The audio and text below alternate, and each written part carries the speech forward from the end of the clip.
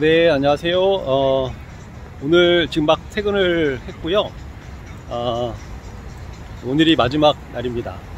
회사 마지막은 아니고, 제가 지난 3년 동안 운영한 이 프랜차이즈 매장이 있는데, 네, 버티다 결국은 오늘 이제 폐업을 하게 됐습니다. 그래서 좀 정리 좀 하고, 네, 또 물건하고 재고 같은 거 좀 정리하고, 그러려고 지금 그쪽으로 이동을 하고 있습니다. 네, 잠시 뒤에 뵙도록 하겠습니다. 마지막으로 이거 붙이고 갈게요.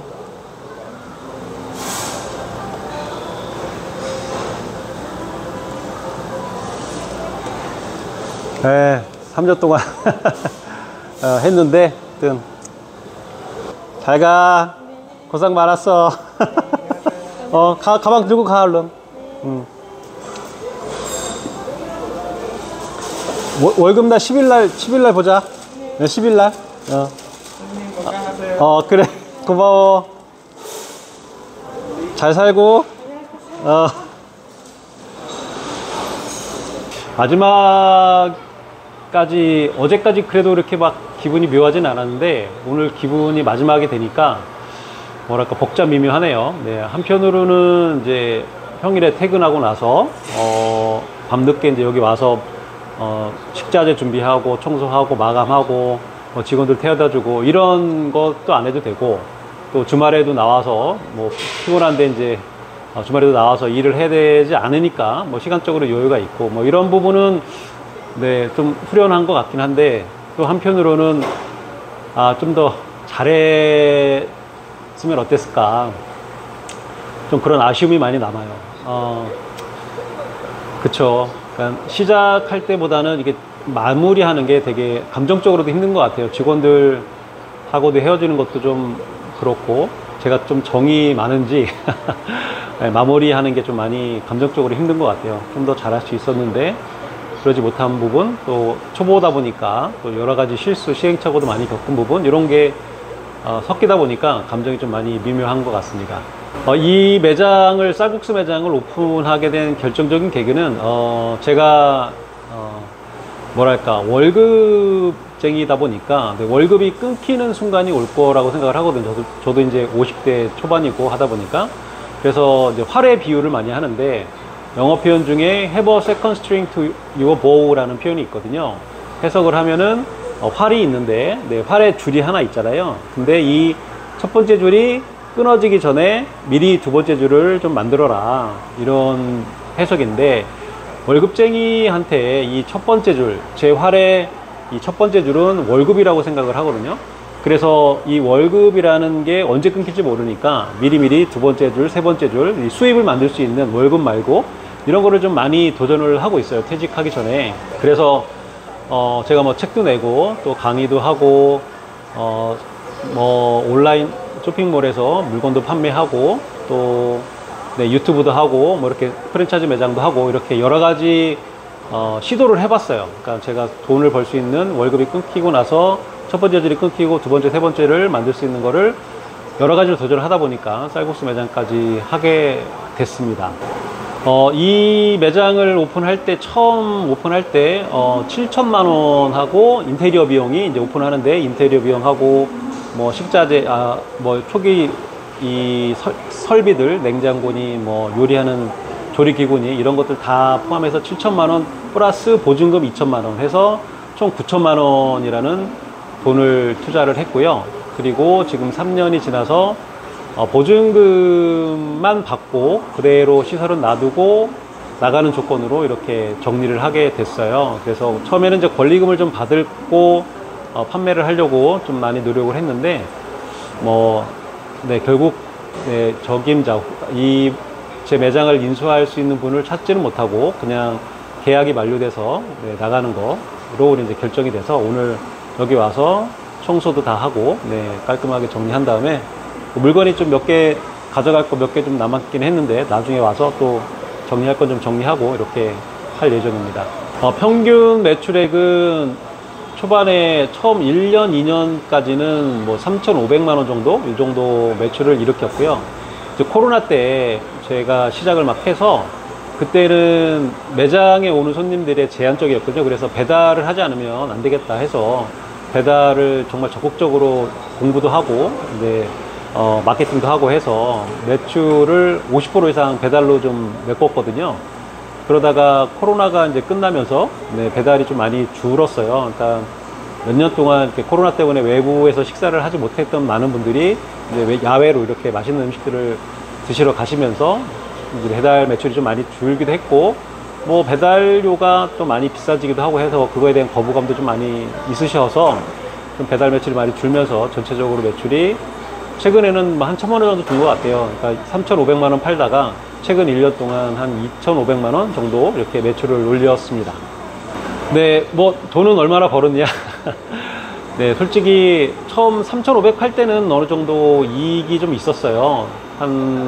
네, 그거는 뭐 원가적인 측면을 좀 따져보는 그런 거를 좀 봐야 되는데, 3,500 벌 때는 그래도 한 5% 정도? 네, 한 5%면은 450, 뭐 500 이 정도는 벌었는데, 2,500, 1,000만 원이 줄면서부터는 좀 많이 적자가 나기 시작을 했습니다. 뭐 2,500 팔 때도 있고, 2,000 초반도 팔 때도 있고, 좀 왔다 갔다 하긴 했는데, 매출이 줄면서, 네, 좀 적자를 많이 보는, 그래서 이제 제 월급에서 이 적자폭을 좀 메꾸는 이런 거를 반복하다 보니까, 이게 한계가 있더라고요. 직장인이 퇴근하고 나서, 그리고 주말만 이용해서 뭔가 오토로 이렇게 돌린다? 이거는 좀 많이 한계가 오더라고요. 네, 이거 직원들이, 네, 저는 인복이 좀 있어서, 뭐 직원들이 정말 착한 직원들을 운 좋게 많이 만났어요. 그래서, 직원들을 믿고, 이렇게, 저는 이제 직장 다니면서 직원들한테 맡기고, 이렇게 일을 했는데, 진짜, 오토는 없다고 생각을 합니다. 그러니까, 아무리 착한 직원이고, 열심히 하는 직원도 사장이 없으면 힘들 때, 조금 뭔가 이 사장 마인드와 이 직원 마인드가 저도 직장인인데 이런 말 하는 게 좀 그렇지만 다르더라고요. 그러니까 예를 들어서 손님, 그러니까 이 주방 안쪽에서 요리를 만들고 뭔가 자재를 준비하고 청소, 설거지하고 이런 것들은 하는데, 이 손님이 먹고 나서 이 손님 음식을 가져가는 이 선의 바깥 부분, 그러니까 커스터머 쪽, 손님 쪽에 대한 그런 대응이나 이런 게 사장하고는 다르더라고요. 뭐 손님이 김치를 덜어가다가 국물이 떨어지고 뭐 이런 걸 좀 닦아야 되는데, 청결하게 유지를 해야 되는데, 그쪽을 못 보는 거예요. 시야가 그쪽까지 안 가는 거죠. 그리고 이제 손님들이 식기를 이렇게 반납하러, 네, 뭐 이런 음식 이렇게 식기를 반납하러 이제 이렇게 놓으러 오면, 보통 사장은 고맙습니다, 감사합니다, 다음에 또 오세요, 뭐 이런 인사를 이제 자연스럽게 하는데, 저는 그렇게 했는데, 이제 직원들은 뭐 등 돌리고 이제 이쪽 선에서 직원들끼리 뭐 농담을 하거나 손님들한테 인사를 좀 잘 안 하는 경우가 많이 있죠. 뭐 얘기를 해도 사장이 없다 보니까 그런 거를 조금, 네, 안 할 때도 좀 많이 있더라고요.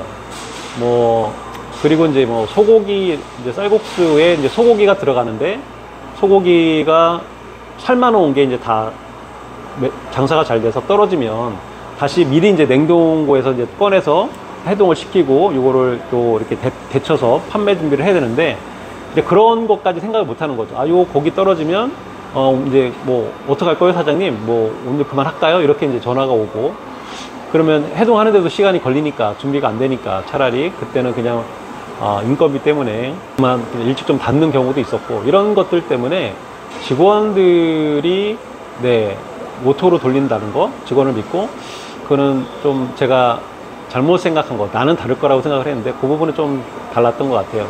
그래서 돈을 벌려면 이제 이 수익 구조가 좀 미리 정확하게 좀 시작하기 전에 파악을 하셔야 되는데, 저도 이제 이거를 이제 소개받을 때, 이 매장을 소개받을 때 컨설팅 업체를 통해서 했거든요. 근데 컨설팅 업체가 처음에 말을 할 때 매출 3천이 나오면 이익이 15% 나온다 라고 해서 이제 시작을 했는데, 15%가 나올 수가 없어요. 해보니까.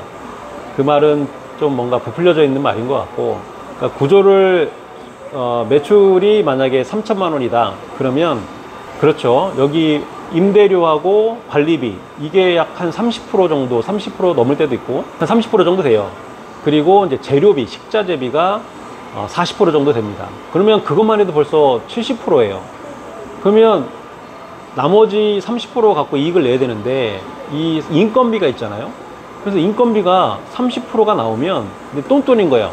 그러니까 돈 가져가는 게 없는 거죠. 30%가 넘으면 적자가 나버리는 거고. 그러니까 사장 입장에서 뭐 임대료하고 관리비는 정해져 있기 때문에 제가 어떻게 컨트롤할 수 있는 부분이 아니고, 재료비도 뭐 식자재라는 게 이 프랜차이즈는 본사에서 지정한 어떤 소스나 뭐 이런 것들이 있어요. 막 제가 요리를 잘해서 뭔가 탁월한 재주가 있어서 소스를 막 개발하고 만들고 이런 능력이 있다고 하면 좀 더 저렴하게 소스를 만들어서 또 할 수도 있겠지만, 제가 이제 그런 능력이 요리 솜씨가 없다 보니까 이제 본사에서 지정한 그런 소스와 뭐 이런, 그쵸, 소스뿐만 아니라 육수나 뭐 이런 것들, 네, 포장 용기도 그렇고 이런 것들을 받아서 그냥 써야 되니까 재료비도 40%를 낮추는 게 좀 한계가 있더라고요, 저한테는. 그리고 재료비도 막 식자재 값이 막 폭등을 하는 때도 있고, 뭐 양파 값이 엄청나게 올랐었죠. 계란도 많이 올랐고, 뭐 최근엔 쪽파 뭐 이런 것도 많이 올랐어요. 그래서 제가 건드릴 수 있는 부분은 인건비밖에 없어요. 인건비가 30%면 똔똔이라고 했는데, 이 4배수 법칙이라는 게 있거든요. 네, 그러니까 한 직원이 받는 인건비의 4배 이상의 매출을 올려야 된다. 그러니까 저희 직원들이 이제 보통 평일에 이제 2명을 썼거든요. 그러면 오전 10시에 나와서 밤 8시까지 한 10시간 정도 일을 하는데, 지금 최저임금이 9,620원인가 되죠. 뭐 그냥 평균적으로 10,000원이라고 치면은 하루에 직원 한 명당 10만 원이에요, 인건비가. 그러면 매출을 한 명당 40만 원을 만들어야 돼요.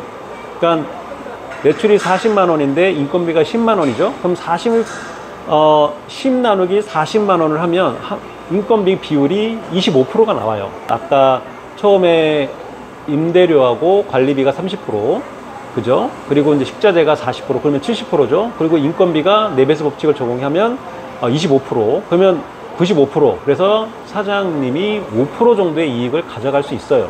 근데 이게 인건비가 이 4배수 법칙을 따져서 4배수에 맞는 매출을 올리는 게 한계가 있어요. 초반에는 됐어요. 배달 매출이 됐을 때는 4배수, 5배수까지 해서 이익이 남았는데, 최근 1년 동안은 4배수 법칙이, 배달 매출이 줄면서 4배수 법칙이 좀 적용이 안 됐어요.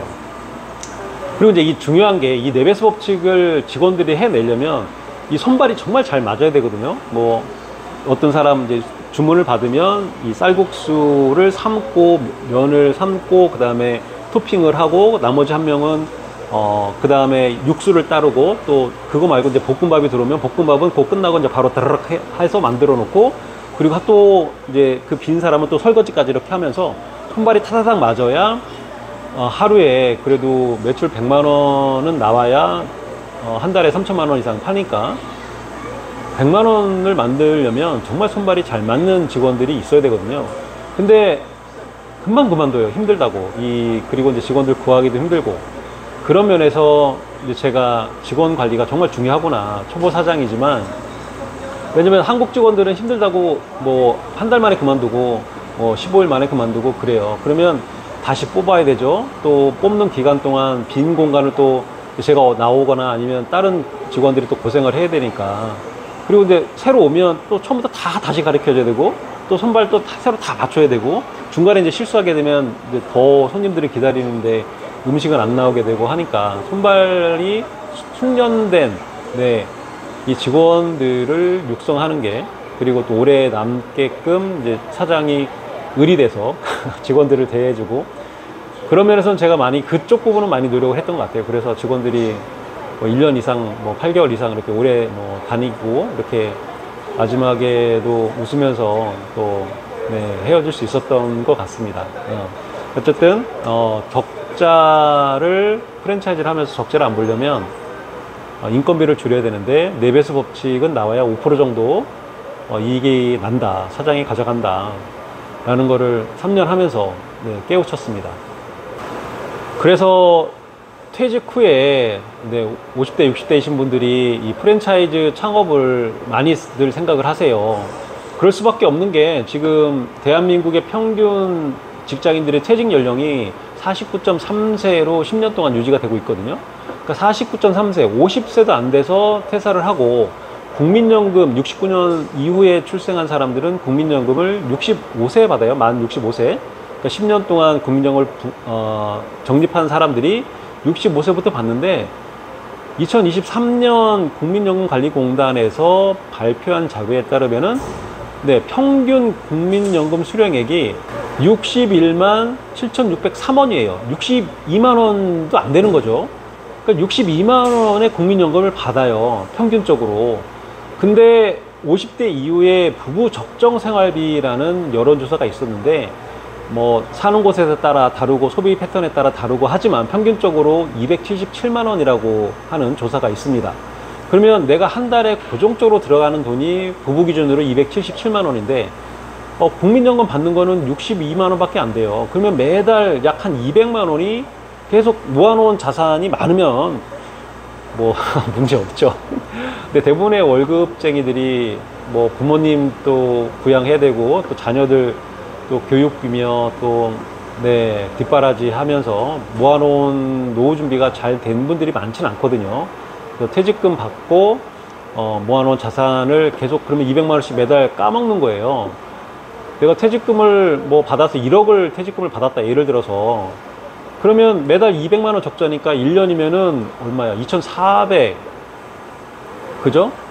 2,400만 원씩 매달 적자예요. 그러면 1억도 4년 정도밖에 못 버티는 돈이거든요. 계속 200만 원을 적자를 낸다고 하면. 그러니까 생활비 대비 국민연금 받는, 평균 국민연금 받는 걸 계산하면. 그러다 보니까 일을 할 수밖에 없는 거예요. 퇴직을 하고 나서도 은퇴를 할 수가 없는 거예요. 그래서 이제 대부분은 이제 평생 몇십 년 동안 20년, 30년 직장 생활 했기 때문에 본인이 일했던 그 전문 분야에 맞는 그런 곳에 이제 재취업을 하려고 노력을 하죠. 그렇지만 뭐 재취업을 하더라도 뭐 한 달 만에 그만두는 분, 6개월 만에 그만두는 분, 그러니까 적응을 잘 못하고 또 이 나이 든 사람들에게 허락된 이 일들의 퀄리티가, 질의 퀄리티가 낮을 수밖에 없거든요. 그래서 뭐 만족을 못하고 또 그만두시고.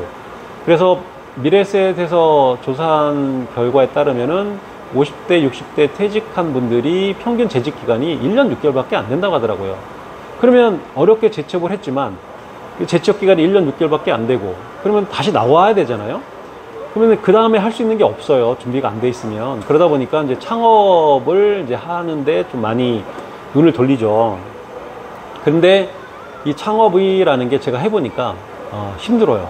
정말 초보, 그러니까 정말 이쪽 분야의 요식업이나 이런 쪽에 종사하신 분들이라면 뭔가 노하우나 이런 임기응변이 있겠지만 그게 안 되신 분들, 저 같은 초보자인 사람들은 시행착오를 많이 겪고 결국은 앞으로 남는 것 같지만 뒤에서 미치더라고요. 이 수익 구조나 이런 외생 변수들이 너무 많거든요. 그러니까 뭐 아까 얘기했던 이 수익 구조뿐만 아니라 외부적인 환경 변화도 되게 많거든요.